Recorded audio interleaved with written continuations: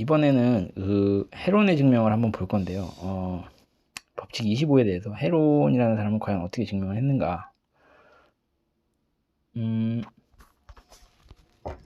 여기 이 사람은 참 저는 이걸 보면서 굉장히 어떻게 이 생각을 했는가라는 생각을 했었는데, 이게 지금 그 A, B, C고 이걸 이제 D, F, 그러니까 얘하고 길이 같은 거죠. 앞에와 똑같아요. 얘하고 얘가 길이 같고 얘하고 길이가 같은 거예요. 근데 지금 뭐가 있냐면, 지금 BC가 EF보다 길다는 가정이잖아요.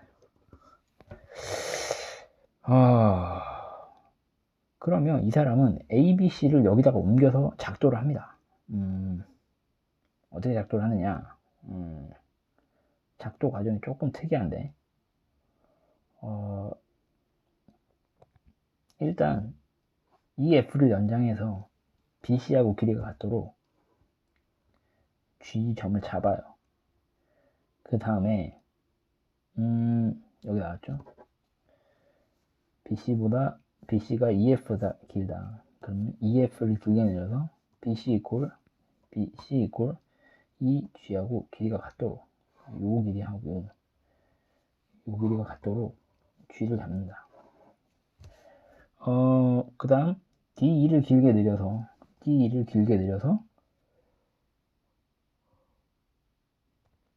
DH가 DF가 되도록, DF 요 길이죠, 요 길이 AC 되도록 하여 DF를 반지름을 해서 원을 그립니다. DF를 반지름으로 해서 원을 그리면 쫙 올라가겠죠, 이렇게. 그리고 그렇게 하면 이 원은 요 H를 지나가요. 지금 이걸 반지름으로 해서 원을 그렸으니까 요게 길이가 같겠네요. 얘가 AC가 되죠. 그렇게 했을 때 BA 플러스 AC 즉 DE 플러스 DH는 이 EG보다 크죠. 왜냐면 삼각형에서 두 변의 길이야. 두 변의 길이의 합은 다른 한 변보다 길다고 그랬잖아요. 이 두 변의 길이의 합은 요 변보다 길다고 그랬잖아요. 그러면 이게 지금 이걸 만약에 돌려서 안으로 넣는다고 했을 때 이 G를 2를 중점으로 해서 원을 그린다고 했을 때 이 내부에 반드시 놓이겠죠. 내부에 어떤 한 점 여기를 지날 거란 말이에요. 왜냐면 이 H보다 짧으니까 이 위에 있는 점 어느 점에 하나 지날 겁니다. 그러면 여기서 중요한 게 이 K의 위치인데, K의 위치. 지금 이 사람이 이용하는 건 이거예요. 그러니까 이 헤론이라는 사람이 이용하는 거는, 그러니까 D를 중심으로 해서 DF를 반지름에서 원을 그렸을 때 이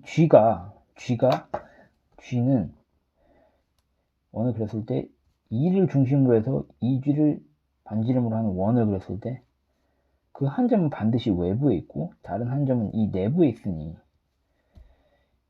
이 킬링의 연속의 원리에 의해서 이렇게 가면서 K가 이 위치에 생긴다는 게 이게 핵심입니다. 이게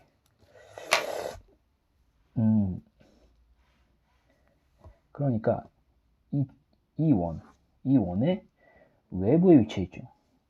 내부 들어가면서 여기서 걸린다. 그래서 A, B, C를 여기로 옮겨서 작도했을 때 반드시 이렇게 생길 수밖에 없다 라는 게 이게 핵심입니다. 그래서 여기도 제가 이렇게 빨간색으로 좀 글씨를 써놨는데, 2G를 반지름으로 해서 2를 중심으로 하는 원을 그리면 반드시 K에서 만든다. 이게 되게 중요해요. K의 상대적 위치 설정. K가 여기 위에서 만나기 때문에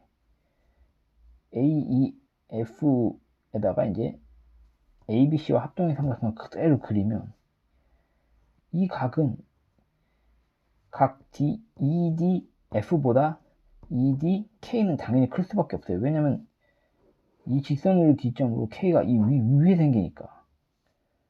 요게 이제 삼각형 ABC는 반드시 여기 생기니까. 그러니까 삼각형 ABC에 A를 DH 시키고 B를 EH 시켰을 때 점 C의 위치, 그러니까 여기서만 K의 위치는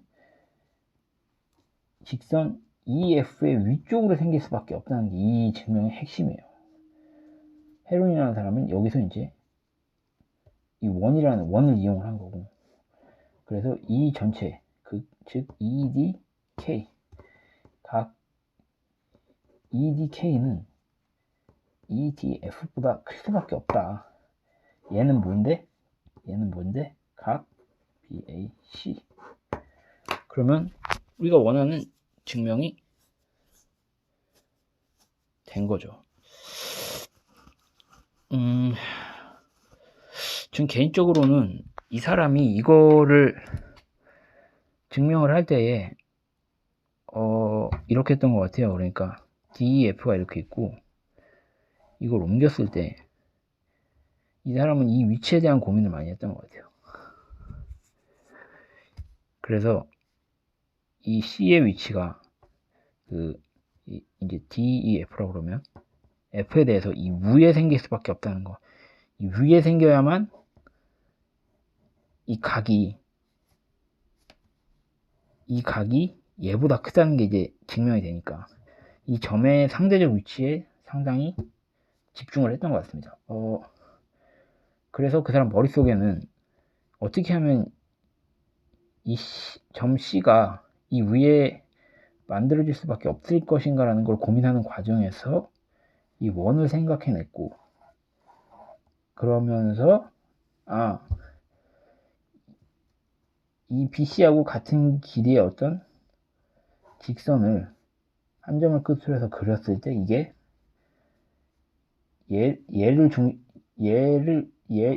이제 반지름으로 하며 D를 중심으로 하는 원의 바깥에서 그 내부를 이렇게 잘라 들어가면서 교점이 여기에 생길 수밖에 없다라는 거를 이 사람은 그렇게 생각을 했던 것 같아요. 이게 사실 어려운 게 이 내용은 사실 되게 결론적인 부분이에요. 우리가 항상 이제 수학을 할 때 주목해야 될 부분이 어떻게 이 사람이 어떤 과정에서 이 아이디어가 나오게 되느냐.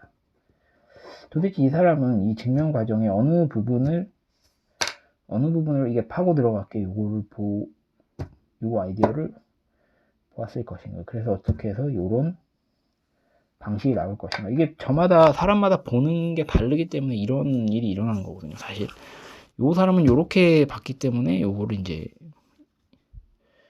이 K의 상대적 위치에 집중했기 때문에 요런 증명 방식이 나온 것이고, 이 사람 같은 경우에는 이걸 뒤집어서 이렇게 비교를 함으로써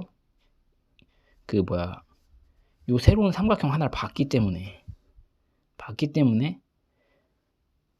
이걸 이렇게 그린 거잖아요. 그러니까 이게 참 심리적인 부분이라 말하기가 굉장히 어렵습니다.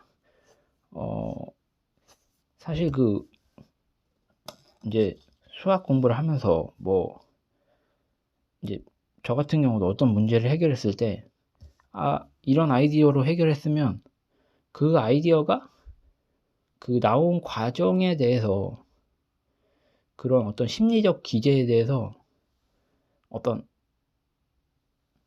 그런 뭐라고 해야 되나 그런 매뉴얼 같은 게 있으면은 참 좋겠는데 그게 사실 좀 어려워요. 그게 저도 참 아이디어를 만들어내면서 내가 이게 아이디어라는 게 되게 웃긴 게 뭐냐면 문제에 집중하고 있으면은 오랜 시간 집중하고 있으면 이게 번뜩하고 떠오를 때가 있거든요.